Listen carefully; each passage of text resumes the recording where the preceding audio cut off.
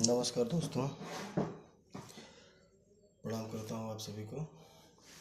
दोस्तों, मैं एक उपन्यास पे काम कर रहा था, तो उसके उसके कुछ अंश मैं आप लोगों के साथ साझा करना चाहता हूँ, आपको पढ़ के सुनाना चाहता हूँ।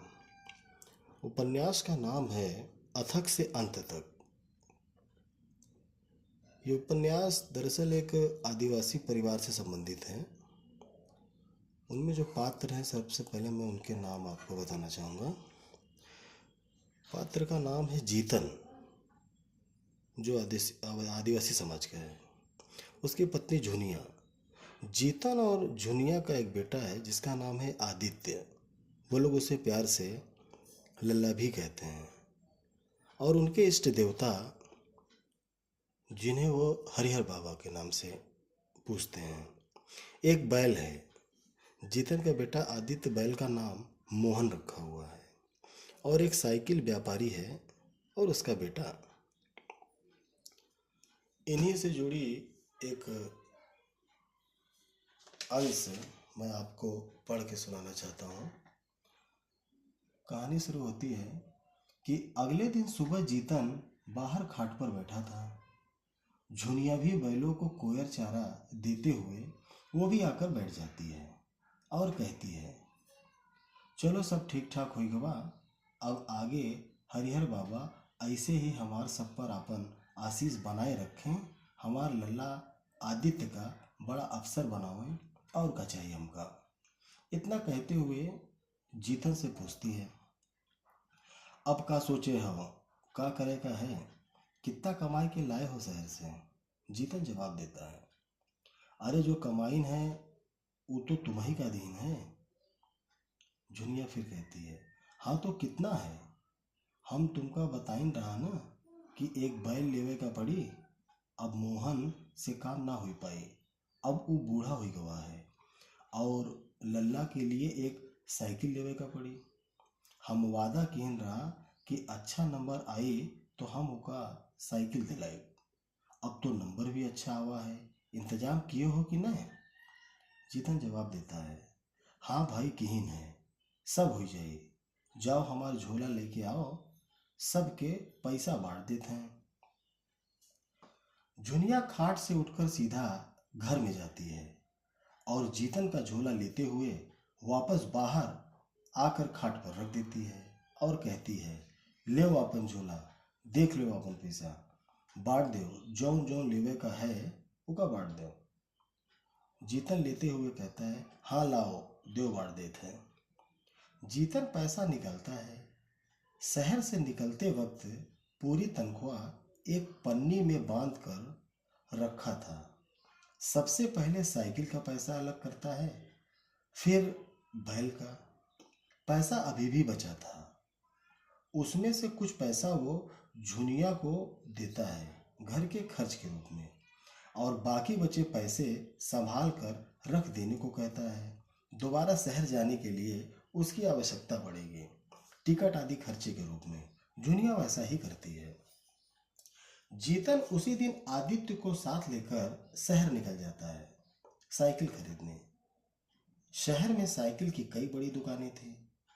दुकानों पर तरह तरह की साइकिलें लगी थी। आदित्य बड़ा खुश था, आज उसे साइकिल जो मिलनी थी। जीतन एक दुकान पर चढ़ता है और साइकिल का दाम पूछते हुए मोलचाल करने लगता है, पर बात बन नहीं रही थी। जीतन को वो दुकान छोड़कर दूसरी दुकान पर चला गया। वहां भी वही स्थिति थी, बात वहां भी नहीं बनी। अब वो फिर तीसरी दुकान पर चला गया। दुकान पर कारीगर एक लाल रंग की साइकिल कस रहा था। आदित्य को वो साइकिल पसंद आ जाती है। वो जीतन से कहता है, बाबा ये साइकिल अच्छी है, हमका यही साइकिल लेनी है। वहां भी बात बन नहीं पा रही थी। जीतन कुछ पैसा कम करवाना चाह रहा था, पर दुकानदार एक भी पैसा छोड़ने को तैयार नहीं था। अंततः जीतन वहां से भी जाने लगता है, पर आदित्य तो वही साइकिल लेना चाह रहा था। पिता के कहने के अनुसार दुकान से उल्टे कदम साइकिल को निहारते देखते अपने मन को मारकर आदित्य उतर ही रहा था, तभी दुकानदार का लड़का आदित्य को पहचान लेता है। वो उसे वापस आने को बोलते हुए अपने पिता से कहता है, पापा जी, ये वही लड़का है जो पूरे प्रदेश में प्रथम स्थान आया है। आदित्य नाम है इसका, पेपर में फोटो छपी थी। ये बात सुनकर दुकानदार बड़े ही विनम्रता से जीतन को बुलाता है और उन्हें बैठने को कहता है। जीतन और आदित्य दोनों बैठ जाते हैं। दुकानदार अपने नौकर से चाय नाश्ता मंगवाता है और आदित्य उर्फ लल्ला को बधाई देते हुए जलपान करवाता है। जीतन मना करता है और कहता है, अरे भैया, ये सब रहन दो, अगर देवे का है तो ये लाल वाली साइकिल हमका दे दो, काहे कि ये हमार लल्ला का पसंद आई गवा है। कहे कि ये हमार लल्ला का पसंद आई गवा है। दुकानदार कहता है, अरे पहले आप नाश्ता तो करिए, घबराइए नहीं। लो बेटा, आप भी खाओ। पता है, मेरे बेटे ने आपके बारे में सब बता दिया। आप ही प्रदेश में प्रथम आए हैं ना, टॉप किए हैं ना। लल्ला कहता है, जी हाँ, मैंने ही किया है। दुकानदार कहता है, मेरा भी लड़का पढ़ने में बहुत तेज है। मुझे बहुत खुशी है कि आपने अपने पिता का नाम ऊंचा कर दिया। दोनों दुकानदार के दोबारा कहने पर नाश्ता करते हैं। फिर जीतन दुकानदार से चलने को कहता है। दुकानदार ने उसी साइकिल को जिसे लल्ला ने पसंद किया था उसे कंप्लीट करने को कहते हुए जीतन से कहता है, भाई साहब, अब ये साइकिल आपका बेटा ही चलाएगा। इसकी सफलता से मैं बड़ा प्रभावित हुआ हूँ, कारण कि मेरे बेटे ने आपके बेटे की फोटो अखबार में देखी थी। उसकी कटिंग अपने अध्ययन कक्ष में चिपका कर रखा हुआ है। उसकी प्रेरणा आपका बेटा आदित्य ही है। मुझसे कह रहा था, पापा, अगली बार मेरी भी फोटो अखबार में छपेगी, मैं भी इतनी ही मेहनत करूंगा आदित्य की तरह। उस हिसाब से देखा जाए तो मैं फायदे में ही हूँ। अगर मेरे बच्चे में ऐसा विचार है तो वो आपके बेटे के ही देन है। अब ये साइकिल आपका बेटा ही चलाएगा। जो दाम आप देना चाह रहे थे उससे भी कम दाम में। उसमें जो मेरा मुनाफा था, अब मैं वो भी आपसे नहीं ले सकता। आपने जो तय किया था उसमें से 270 रुपये और कम करके मुझे दे दें। वो मेरा मुनाफा था। मैं इतना स्वार्थी नहीं कि इतने होनहार बच्चे से मुनाफा कमाऊं। अपने फायदे को छोड़ने के बाद भी मैं घाटे में नहीं हूँ, क्योंकि मेरा बेटा अब पढ़ाई पर बहुत अधिक ध्यान देता है। इस वर्ष वो भी बोर्ड की परीक्षा में बैठेगा। जीतन और आदित्य दुकानदार की बात सुनकर खुश हो जाते हैं। तय धनराशि देकर साइकिल ले लेते हैं।